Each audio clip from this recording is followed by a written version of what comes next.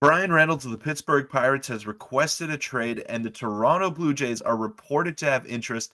So we'll break down those rumors and much more on this episode of Jays Digest.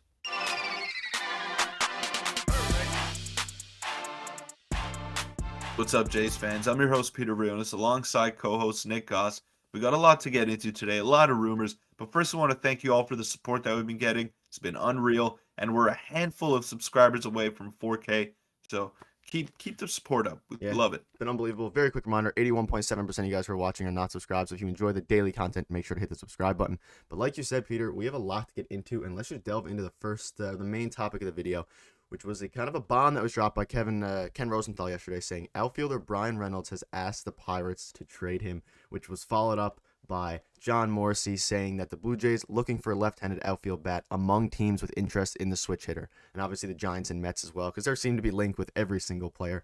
So what are your initial thoughts on this before we delve into some potential trades, just on the thought that he finally requested a trade and that the Blue Jays, of course, are interested? Well, the Jays, of course, are going to be in on him. They've been linked to Pirates players for a while now, just because I think of the relationship of their front office with that of our front office.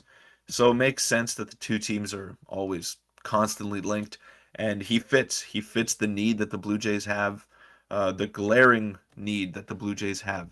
So it makes sense to me why they're in on him. Just I don't know if we have the pieces to acquire him because they don't need a catcher. So that's my only concern. Two of their top prospects are catchers, so I don't know what it'll take to get a deal done, but we'll get into that a little bit later. Yeah, that's kind of the disappointing thing here. Like you said, their main prospects are catchers. So everyone out there saying potentially trade a catcher. Now we do have a trade done up for a catcher in this video, but it's kind of just a hypothetical more so than anything. There's another screenshot that will pop up now by Bob Nightingale, and basically he went on to say the Pirates are listening to trade proposals for outfielder Bryan Reynolds, who formerly requested a trade, but the asking price remains quite steep. Rival GM say, and they do not anticipate that he will be moved. So it's kind of different. We bring up the NBA a lot. It's a bit different in baseball compared to the NBA. In the NBA, if you request a trade, you're almost surely to get traded. In baseball, there's so much control that these players who are requesting trades don't need to be traded, and this is a perfect example of that. Yeah, not only that, you can't trade draft picks in the major leagues, so you often see one player moved for seven players from another team. So trades are really hard to come by. That's why you see a lot of movement on the free agency market and not so much on the trade market. Just it's harder. It's harder to make a deal. And Bryan Reynolds, I mean, he's a great player. Of course, the asking price is going to be steep. You got to be willing to part ways with probably three out of your five top prospects if you're even going to be in contention to make the deal. So I don't know how I feel about that, although I think he's a great player and would make any team possibly a World Series contender that trades for him. Yeah, and if you're unfamiliar with Bryan Reynolds, we'll pop up a Baseball Savant thing. Peter wants to touch on something that we kind of noticed as well. So this is his 2022 Baseball Savant page.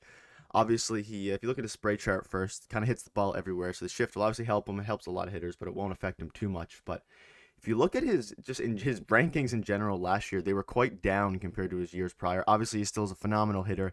His fielding kind of took a major plummet downwards, obviously besides arm strength. But what are your thoughts on his 2022 percentiles before we get into the 2021 ones, which are much different than last year's? Yeah, that's those numbers are shocking. A lot of people don't tend to look into outfield advanced metrics like defensive metrics just because they don't really tell the full story. Shifts play a huge part in that as well. But no, I don't know. He's definitely a better player than what the numbers are indicating, what the advanced metrics are indicating. He's very fast. He can cover a lot of ground in the outfield. And if you pop up his 2021 baseball savant right now, we'll see. We'll see the difference there. There it Yeah, and is. if That's you their pop up 2021. Yep. his yeah, if you pop that up, we'll just see. Like it's impossible for a guy to just fall off a cliff, like you said, unless you're chopping the legs from under him. So it just doesn't make sense how his outs above average goes from a 98th percentile to the sixth percentile. What I personally think it is, it's uh, it's an engagement thing. Bryan Reynolds was no longer engaged as a Pittsburgh Pirate. That's why he requested a trade. He wants out of that toxic environment, and he just wants to go win. He wants to play baseball on a winning team and contribute to a winning team. And I think that's a big reason as to why his numbers kind of took a nosedive there this season. Yeah, he definitely was on occasion. You see that with players all around the league if they start to get. And clearly, he wasn't happy in Pittsburgh. Obviously, they're taking a bit of a different direction. This guy is in his prime. I think it's his fifth, going into his fifth year next year, and he's been dominant ever since he entered the MLB. It's like a career 280 average or something like that. And I'll pop it up one more time here.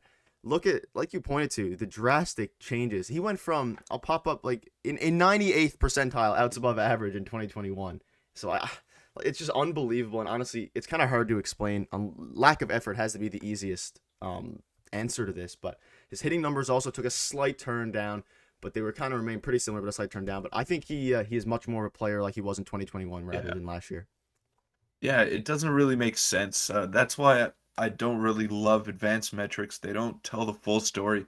But he's a great player. I mean, he was an all-star, 900 plus OPS in 2021. I mean, the guy's just flat out player. The guy's a ball player. He's very fast, five-tool player if I've ever seen one. And this is the perfect addition for me because it moves Springer to right field. It allows Bryan Reynolds to really kind of be a key piece on this team. And if we can get him and not have to sell our AAA team to get him, then maybe I'd really love him. I'd really love him in Toronto for the right price. Yeah, and that kind of brings us into our next topic here, which are a couple trade proposals. Are either of these realistic? We're not quite sure. Obviously, we think that the catcher's the catcher trade is less realistic, but we'll pop up anyway. So, Bryan Reynolds for Spencer Horwitz, Juenger, and Moreno. I'm not too familiar on the Juenger, but Moreno and Horwitz are two solid prospects, and we have Bryan Reynolds. The value lines up. Obviously, they don't really need a catcher, but if they did need a catcher, this would be like a potential trade. What are your quick thoughts on this trade before we get into the one which might be a bit more realistic, but I don't know if either of them would get done. Yeah, I don't know if this gets done, but Moreno, the thing about him is that he's very versatile. He can play a lot of positions. Spencer Horwitz, he's a left-handed hitting first baseman. They don't really have a first baseman in their pipeline, so that's another good addition for them. And Hayden Jenger, I mean, he's a good pitcher. He throws gas. He's one of our top prospects as well. So we're giving up a lot there. I don't know if it gets done because Pirates have Andy Rodriguez and Henry Davis, who was the first overall pick in last year's MLB draft. So I don't think they go for this trade. I think they can get better from probably the Yankees or the Mets or someone else that's more desperate to get Bryan Reynolds. Or not saying we're not desperate to get a guy like Reynolds, but um, get a get pieces from those teams that really fit their rebuild a lot better. So I don't know how realistic it is. The value is there, but I don't know if they go for the Moreno bait there. Yeah, I agree.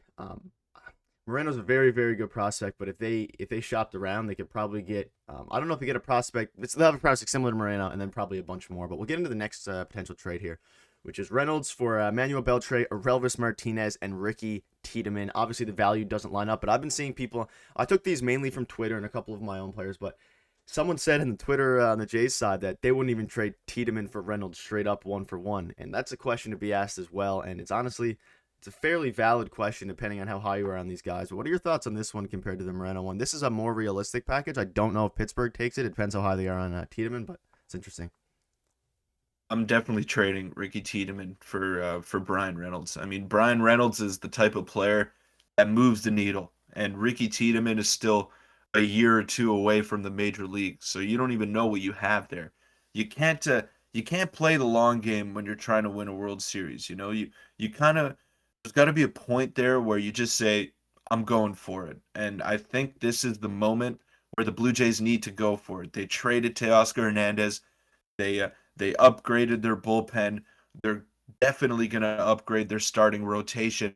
So this is just they're at this moment in time where they just need to make a move, and this is the type of move that they need to make. So if I have to part ways with a guy who's never even pitched a single inning in the major leagues to get a I don't know, top 20 player when he's right, and yeah, you're goddamn right. I'm doing that trade. Yeah, I agree. I probably would as well. Tiedemann's going to be a stud. People compare him to like left-handed Alek Manoah, but the end of the day, we'll see what happens with it. And the support's been unbelievable. We have daily videos for you guys. The news has been coming out like crazy, so we'll make sure to keep you guys updated on that. And make sure to hit the subscribe button and comment what your thoughts are on these trades, or if you want Bryan Reynolds. And we'll see you guys tomorrow. Thanks.